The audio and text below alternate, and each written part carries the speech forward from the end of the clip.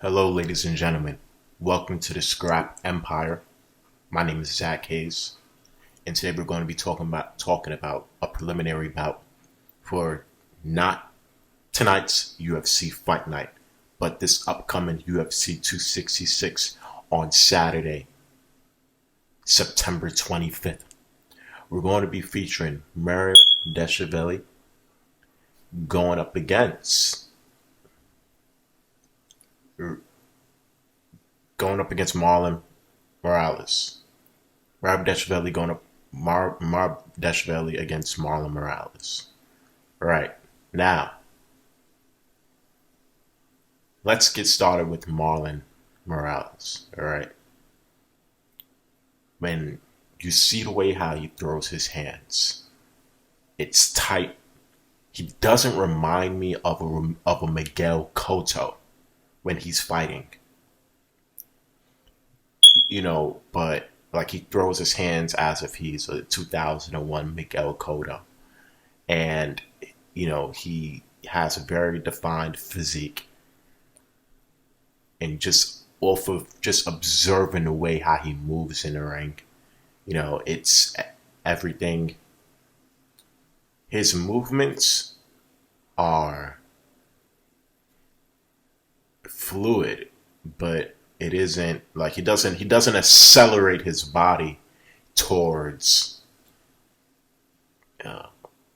towards finding strikes, but he is fluid with his movements. Now, let's get started with the fight between him and John Dodson. Now, him and John Dodson, they fought.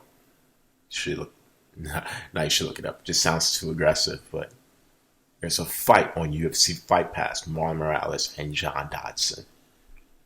When you see John Dodson and Marlon Moraes facing one another, right, within the first couple of minutes in the first round, you'll see Marlon Moraes throwing a jab, throwing the right hand, throwing those strikes that are going to count.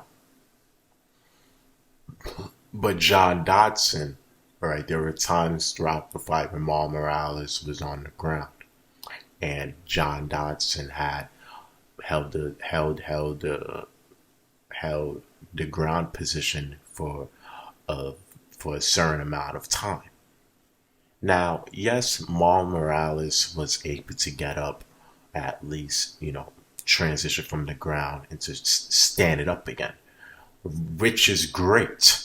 But you have to you have to be aware. John Dodson, yes, you lost to him,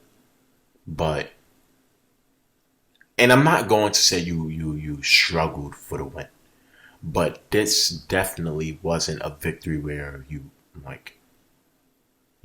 can just say, oh, I just went in and started dominating.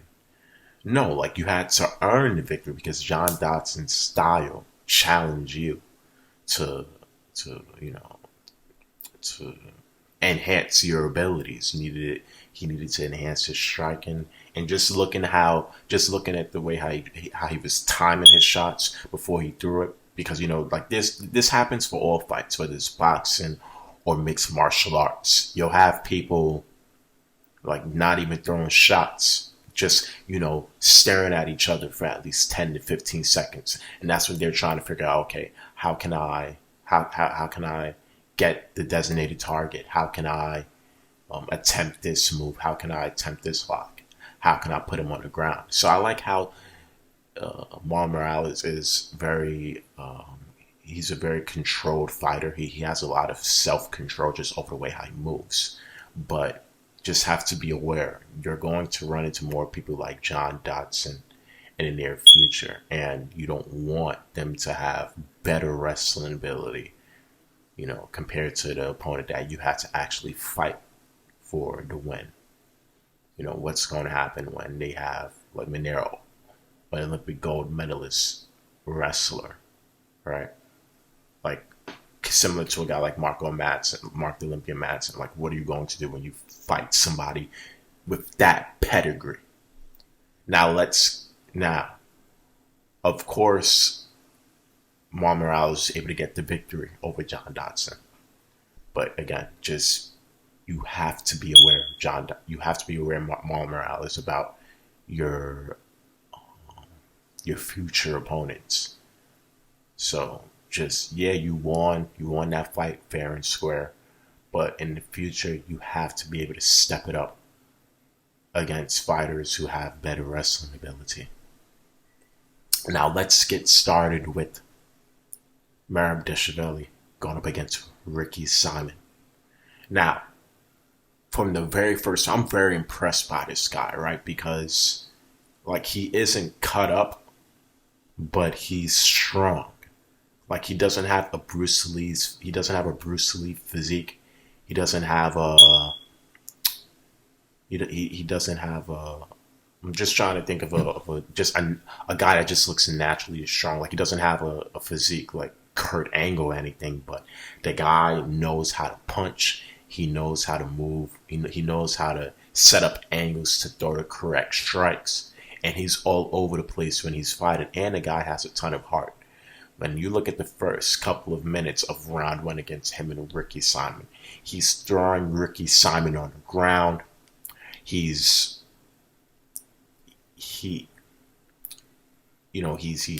landing those sharp punches, just landed. And I like how he's able to incorporate a little bit of speed and quickness into his movements as well. Right? I love that because you have some fighters like Valentina Shevchenko, right? She's an excellent striker, but she has her own unique style towards setting up those strikes, and there's nothing wrong with that. But I just like how Dvalishvili is all over the place when he's creating a statement, when he's in the octagon. And like there were also times throughout the fight he had ground control. He also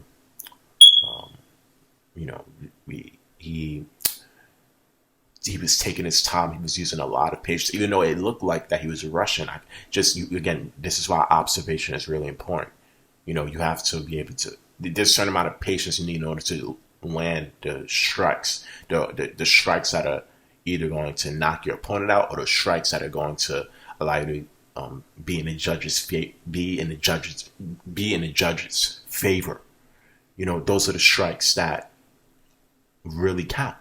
And I like how Dvalishvili he put a strong, he had that as a huge priority. But towards the end of the third round, right? Now, I don't know why at the end of the fight, the decision said Ricky Simon by TKO round 3, because it wasn't like Merab Dvalishvili. It wasn't like Dvalishvili,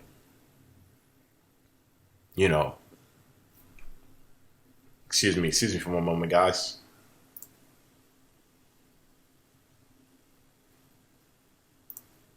It wasn't like Merab Dvalishvili,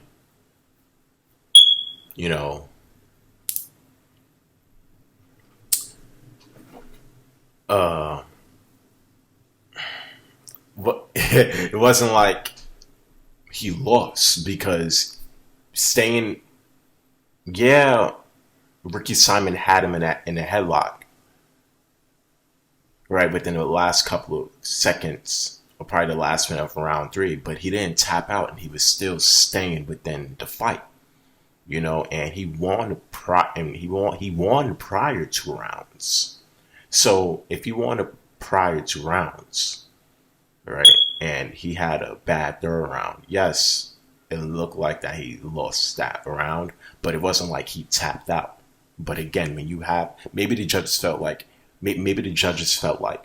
okay, he has an excellent, like that round 3,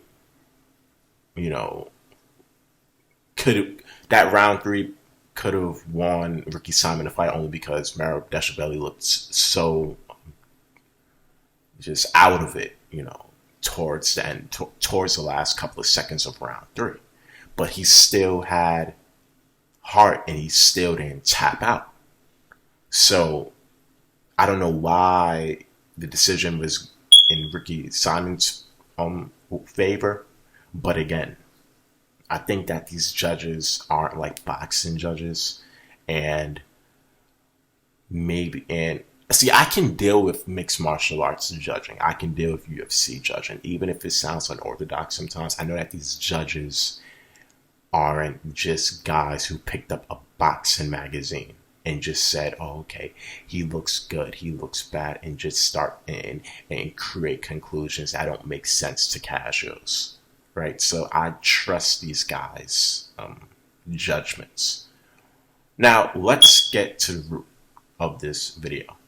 I gave you an analysis of Merab Dvalishvili, and I also gave you an analysis of Marlon Moraes. Now, Marlon Moraes, again, I like John Dodson is a tough wrestler, and Marlon Moraes was able to not succumb to his style, right? And Merab Dvalishvili, I'm not saying he's a one-dimensional fighter, and there's nothing wrong with being one-dimensional, but again, when you have somebody like Ricky Simon who was losing for all of the rounds, right, and then eventually he just pops right back up. He pops out of nowhere and just gives you a surprise towards the end of round 3. You know, that's when I'm concerned, because it wasn't like he gave you a surprise fighting your fight. He gave you a surprise fighting his fight, which is why he had you in the headlock for a significant amount of time during round 3, right? So I'm not saying Merab Dvalishvili isn't good enough to beat Marlon Moraes. It's just I go over the eye test and I observe very carefully. I watch full fights. I watch all this stuff about 4 to 5 hours every day. No one can tell me about this. No one, because this is just my life. I've been around it my entire life. My uncle, Mark Greeland, Olympic gold medal won an Olympic gold medal in the Olympics. You know, I've been around boxing. I've been around I haven't been around mixed martial arts as much as I've been around boxing, but I know what fighting is about. No one can tell me about fighting. No one. I don't care who you are. You cannot tell me about fighting. I've been around this my entire life. So, boxing and wrestling too. But my point is this. Merab Dvalishvili, he's not one-dimensional, but again, there's been points, and again, I judge over the eye test. When it was time to have the fight stay in when it was time for you to keep the fight under your fight, you wasn't able to do it throughout all of the rounds. And Marlon Moraes fought John Dodson and was able to still figure out a way to get the victory. So, yes, I see Marlon Moraes getting the victory against Merab Dvalishvili. Now, I'm always willing to admit when I'm wrong, and if my conclusion ends up being wrong, then I'll be man enough to say, hey, I was wrong. But this is just what I see, and I'm going to give Merab Dvalishvili the benefit of the doubt. Prove to me that the underdog doesn't have to succumb to the loss. Prove to me that the underdog can still strive towards the victory. But I just see Marlon Moraes being a more complete component, and I just don't see him losing. But, yeah, that's it. And that's just what I have to say for this fight prediction. Ladies and gentlemen, this is Scrap Empire. Thank you all for watching my YouTube channel. Please leave any constructive criticism or feedback that you think will allow me to help elevate my channel as well, please. And thank you all so much for taking the time out of your lives to watch my content. I really appreciate it, guys. Thank you so much. And I'll be posting more content soon, everyone. Bye-bye.